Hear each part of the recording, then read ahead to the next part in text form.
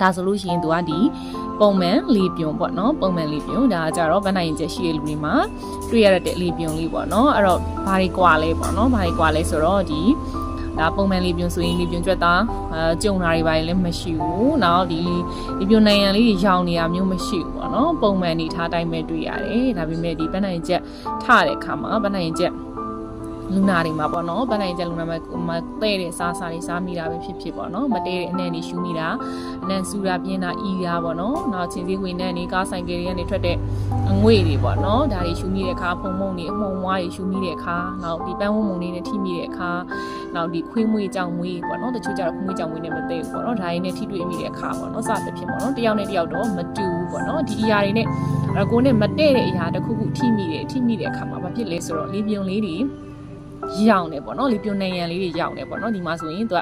ဒီနိုင်ရန်လေးပေါ့နော်ဒီမှာဒါလေပြုံနိုင်ရန်လေးရောင်နေတာကိုပြထားတာပေါ့နော်မြင်ရလားမသိဘူးเนาะအဲ့တော့ဒီဘက်နဲ့ရှင်ကြည့်လိုက်ပေါ့နော်ဒီဘက်နဲ့ရှင်ကြည့်မှဆိုရင်ဒါပုံမှန်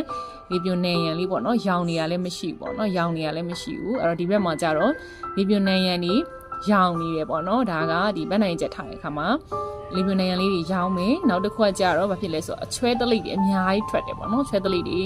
အများကြီးထွက်လာတယ်ဒါကြောင့်မို့ဒီဗန်းနိုင်ချက်လူနာတွေမှာဆိုရင်ချွဲတွေက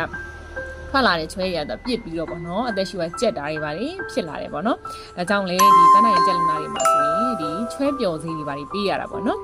နောက်တစ်ခုကျတော့လေပြုံကြွက်သားတွေတော့ကျုံတာပေါ့နော်လေပြုံကြွက်သားတွေကျုံတယ်ဒီမှာဆိုလို့ရှိရင်ကြည့်လိုက်ပေါ့နော်ဒါကြွက်သားကျုံနေတဲ့ဟာလေးတွေကိုပြအဲ့တော့ဒီဘက်နဲ့ရှင်ကြည့်လိုက်ရင်သိကြတယ်ပေါ့နော်ဒီဘက်မှာဆိုရင်လေပြုံနိုင်ရန်လေးကဒါပုံမှန်တိုင်းပဲပေါ့နော်ကျုံတာတွေပါမရှိဘူးအဲ့တော့ဒီမှာလေပြုံ